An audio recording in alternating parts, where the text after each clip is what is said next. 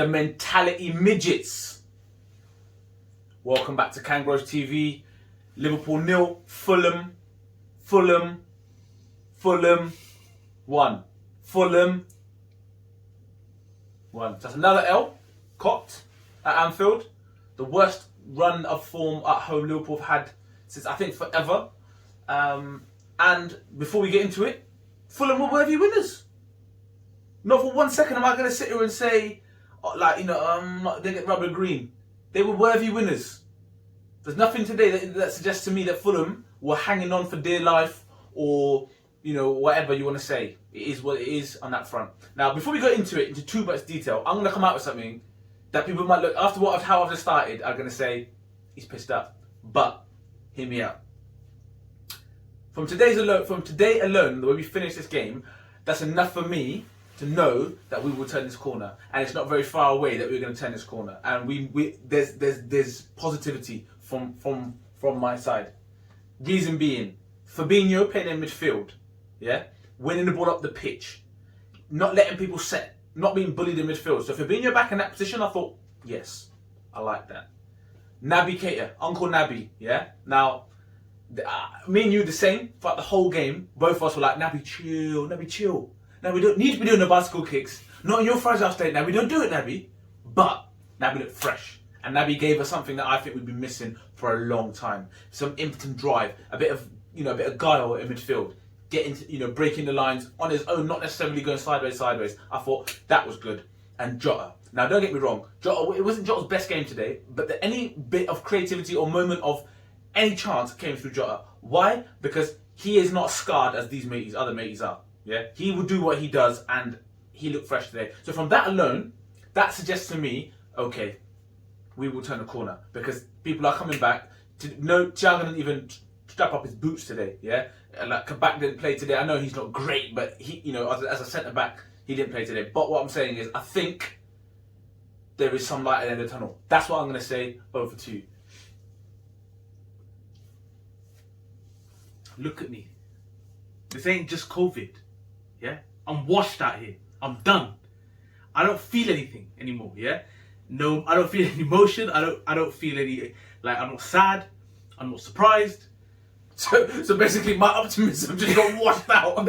No, I hear all that, and I agree with you 100%. We've been calling for Fabinho to be just pushed. We said it doesn't get any worse than this, and it really doesn't. And we said to push Fabinho up the midfield to win the ball up there and just let whatever's happening back there just do what you got. How shit does Ben Davies have to be that he can't play against Sheffield United and he can't play against Fulham? How shit must it be? That's worrying for me straight away. No offense to Ben Davies, I hope you're good, but I don't understand why he's not getting the gig here and Fabinho wasn't pushed up in the midfield from the beginning. But what I'm saying is, if any fan watched this game or after this game is surprised, you're far gone. You've been hiding behind a rock. You're deluded, yeah? Because for me, there was no surprise that I sat there just deflated, and I'm sure a lot of Liverpool fans are, because this league's done. It's done out here. And from Klopp to make 7 changes. Now, we were asking for we just said, just get defenders back and centre back and get midfielders back in midfield. I wish I would share the conversation we had, yeah, over Signal or whatever, yesterday. Yeah, but obviously we live in the same yard, but it was one of them ones, innit? We were out and about, or whatever. We were swapping messages. This is how much it hurts. And we're talking about it from this much. We said, listen, I would love to see Fabinho just pushed up. Keep the similar team. Fabinho just pushed up into midfield and make that. And it's ballsy. We thought that's a ballsy move. We thought that was a ballsy move. Yeah? My man's come out and clocked 7 changes today. Now, listen, I know some people that watch us regular are going to be saying, you lot asked for him to do something different. Well, there it is. Yeah? But when I say something different, I don't mean putting just different faces in a position. I'm talking about a formation change or something, just try to catch them off guard. He did that when we 1-0 down with 10-15 minutes to go. It was when the formation changed. But 7 people. Do you want to go into that? Before you do go into that, I just want to give a really quick shout out to all the people that, a couple of months ago said that we overreacted. So I always want to keep giving them a shout out because you know who you are. And I actually knew in the comments recently for some reason, I don't know, you lot disappeared now. Do you know what I mean? When we said to you a couple of months ago, you man said we were overreacting for views. Now what?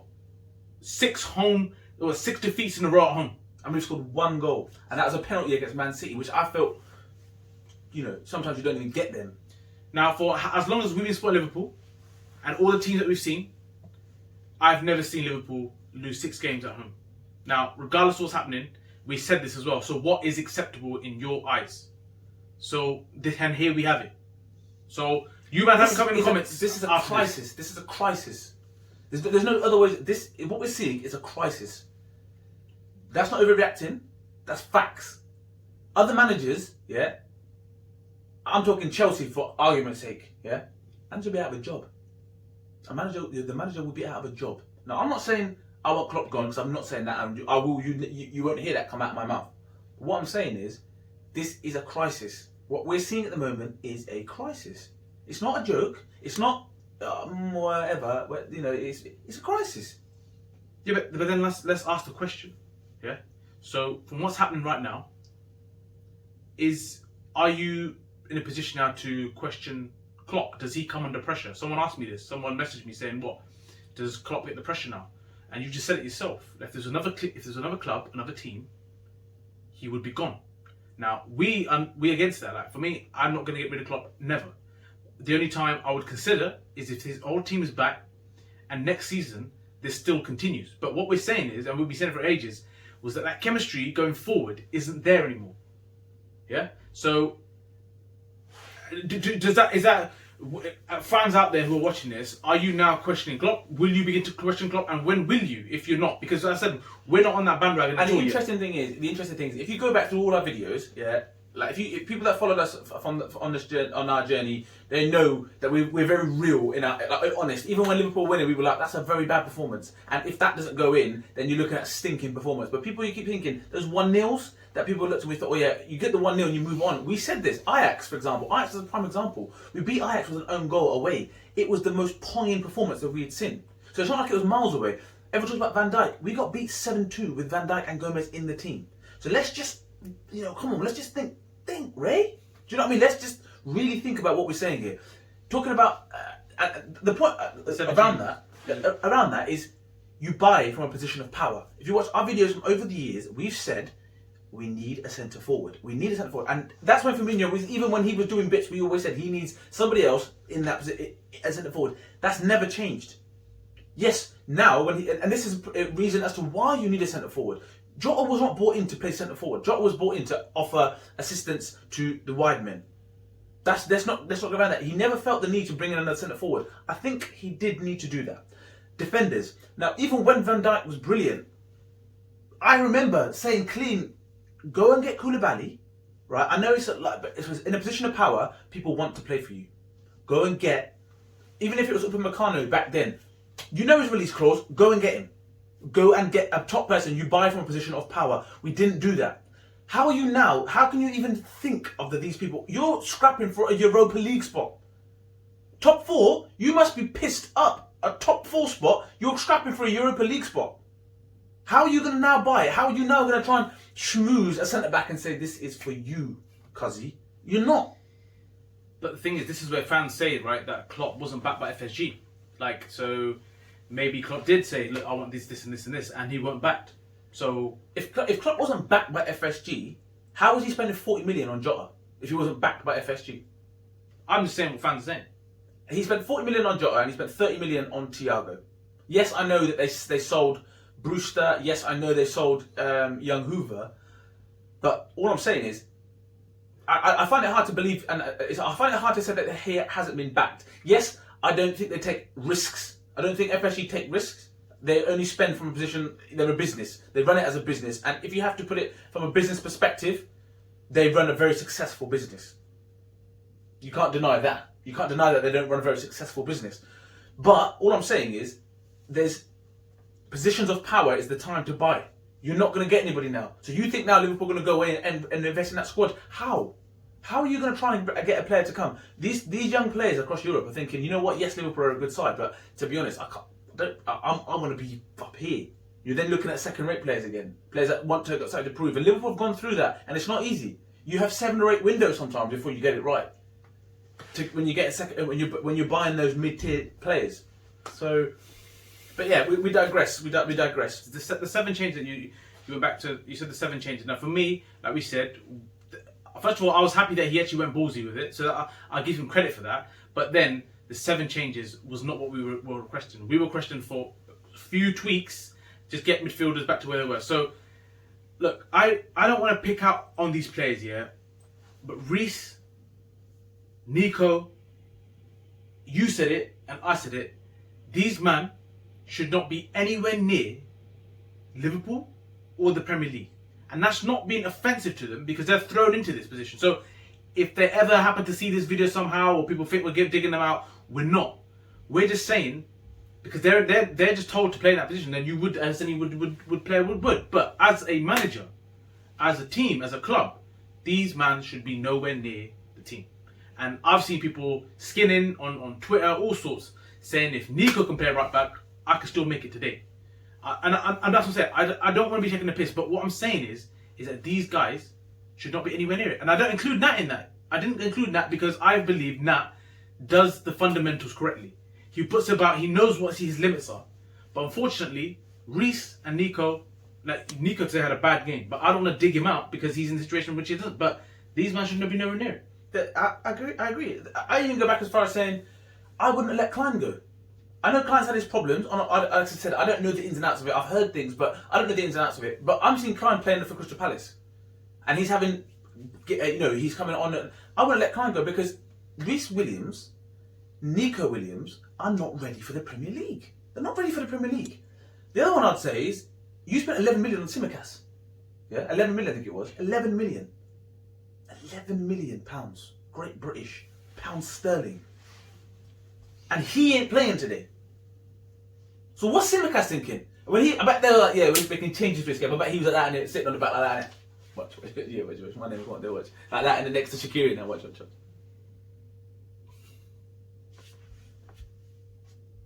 See? Done me dirty. That's what we're thinking, innit? Because he's thinking everyone else is getting changed. Everyone's getting rinsed except you. You ain't playing. The thing is, the 7 changes, all it says to me is that Klopp is done with the league. That's what it says to me. Unless someone thinks differently, some fans think differently, let me know. But for me, all that demonstrates to me is that he does not give a buck about the Premier League anymore. He actually went in there thinking that I can put this team out and they will do a job on Fulham. They just went to disrespect him like that. And then Fulham came back and they deservedly won that game. Let's deep what you just said then. So what you're saying to me is then he does not rate the Europa League. He'd rather be Champions League or nothing. Is that what you're saying then? What do you mean doesn't rate the Europa League? So what he's saying is, I mean, I don't necessarily buzz off the Europa League, but is he saying we're either going to go top 4 or we miss out altogether? Yeah, that's what he's doing. He's otherwise, how can you? Because then he's written off the top 4 then. So you're saying he's written off the top 4? Yeah, because then how else can I can't justify myself those 7 changes. Can someone tell me? And also, but what? And the reason I say deep it is okay. So these are the points I think taken from what you said is that he doesn't rate the Europa. He doesn't want us to be in the Europa, and we've got a chance of winning the Champions League. We do not. Let's get real out here. We do not. We've lost 6 games at home. We've lost 6 games. They're not even against all the top hitters. Yes, we lost to Man City and Chelsea are a decent team. Burnley, Brighton, Fulham. But these teams are coming here. They're crying after games. They're like, oh my God, I can't believe it. Don't. Because this could go on for a while. So that's what I'm saying. So when you say he's writing off, so what is he writing off? Is he saying that we're not going to make top 4? Fulfill fixtures and we're concentrating on the Champions League. We ain't going to win it. We're not winning the Champions League. So is he just saying the season's written off then? Is it done? Because that's basically what you're saying then. I think so. I could, otherwise I can't justify it because otherwise, as I said, you would put Fabinho in midfield from the beginning. You got Milner out there. I mean, Milner didn't have a bad game. For me, like Milner still was showing bits. Naby had a great game. Like I was so happy to see Naby doing his thing. And like you said, we would love to see Thiago in the mix with Naby, with Fabinho. Genie's rinsed out here. Genie's finished. Let him rest. Yeah? Just leave him. Just leave him. Rest, please. Let him rest. I'm tired watching him. And all the people that make excuses for reasons for why we lose games. So first was Virgil van Dijk. Then people start saying it was Thiago's fault. Thiago wasn't even on the pitch today. Do you hear me? I'm saying. So what's the next one? What? Because we now be sponsored by Nike. Is that what you're going to say? Is that the next one? Yeah. To be fair, the kits don't fit that nice. So you know what the other thing I was going to say is people talk about fans. Liverpool are massively affected because they're a team that all the great fans.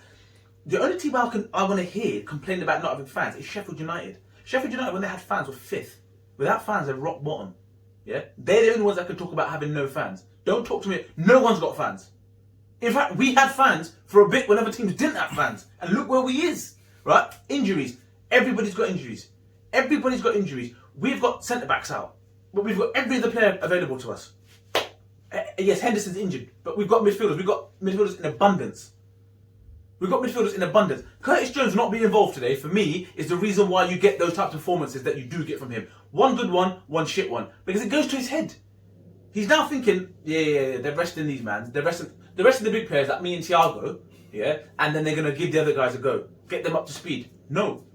Alex Oxlade-Chamberlain. They threw Alex Oxlade-Chamberlain on the other day into a game. He was woeful. Yeah, he was woeful. But that would suggest he's closer to the team than some of the others. Then you don't even see him today. Then he's nowhere to be seen. So that's why I do want to understand the logic of some of these, the selections that are being made. And one more point, because I'm on one at the moment, is Mo Salah. Go fuck yourself, yeah? With that tweet, you know his agent, chat to your agent, sending out cryptic tweets. Cryptic tweets for what, bruv? There's no one bigger than the club. There's no one bigger than Liverpool Football Club. You're a player, you're employed by Liverpool Football Club. You are today the reason that goal went in. What kind of voodoo shit were you doing on the edge of the box when you scored? But all the fans they're not going to throw you under the bus. They're not going to look for your cryptic tweets now. We are one team. We're all going through this together. Him coming off, sulking and all that stuff the other day. Forget that. No one needs that bullshit. If you want to leave, if that's what you want to do and you want to try and push for a way out, then, do you know what I mean? That's on you. But at the moment, today, we lost 1-0 and it was your mistake. But all this fan base has backed you. So chat to your agent, none of that fucking cryptic tweet bullshit. You play poorly, right, and people still back you. Yes, your numbers are decent, but you're not bigger than the club. No one's bigger than this club. No one's bigger than Liverpool Football Club. So just hold it down. That pisses me off differently. Do you know what I mean? Like, 1 week your agent sending out cryptic tweets, then you come out and you nip that in the bud. And the thing is, like you said there, everyone goes on about the weakened team and all this kind of stuff. Look where the mistake came from. Yeah, none of the defenders.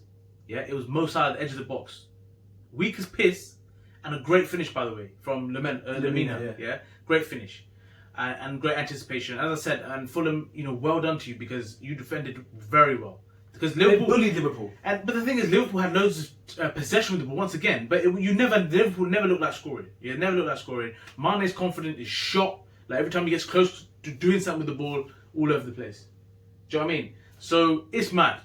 It's mad what's going on. And I said to fans is that. For me at the moment, I'm not even surprised anymore. Like if we were gonna give a man of the match, it'll probably have to be to Naby Keita all day, easily. But like I said, going back to right at the beginning, and I know that those are the points that frustrate me, but I do feel that I've seen enough to tell me that there is something now to turn the corner. I have seen Fabinho winning the ball back, and then that's going to allow us to. That's why we signed Thiago. So when they win that ball back and it breaks, he can play that pass. So let's get him playing that. I don't want to see Thiago doing doggies. I don't want to see him trying to trap because he can't. That's not what he's built his name for, being a world-class player at. Fabinho's cameo when he came on was amazing, and that's what it was like. My brother said, it was a relief to see him. He suddenly Fulham's midfield weren't winning no battles and weren't dominant anymore. So that is a positive to take away. And that save, and just get centre backs. Yeah, Ariola made a mad save, yeah, and that came from Jota. It dropped bang, because he's not doing the same thing as these other guys are doing. Right, they're shot, they're spent. That comes back to looking at the business that's been done. Origi, not good enough, we know that. Oxlade-Chamberlain, it's come to the end, I believe. It's come to the end for him. There's a lot of players in and around that side now. The time is done and there is a transition coming. So even if FSG don't want to back them and give them loads of millions, get rid of the deadwood and go with new energy. Let Genie rest as well. Please let him rest. When's the last time everyone watched Match Today, by the way? Because I ain't. When's the last time Liverpool fans watched the Match Today, bro? I can't remember. I ain't even joking, bro. It's mad. But listen, that's the thoughts on it. I would love to hear what other people think. Yes, we've gone on a wide few topics, but it has to be done when these sort of things happen. So let me know your thoughts on the performance, the team selection, the ambitions for the season, the ambitions for this team. And as I said earlier in the video, the question on Klopp. Where are people with the situation? Because the question will have to be asked at some stage. Where is everyone with this? I don't want to hear this. If you are Klopp out, I want to hear it because I'm far away from that. But I just want to know when that question starts to get asked, because it has to, right? Yeah. Well, no, as I said, not for me, but I'd love to hear what people's thoughts are. So don't forget to share, like, subscribe, and definitely comment. And we look forward to discussing with you lot.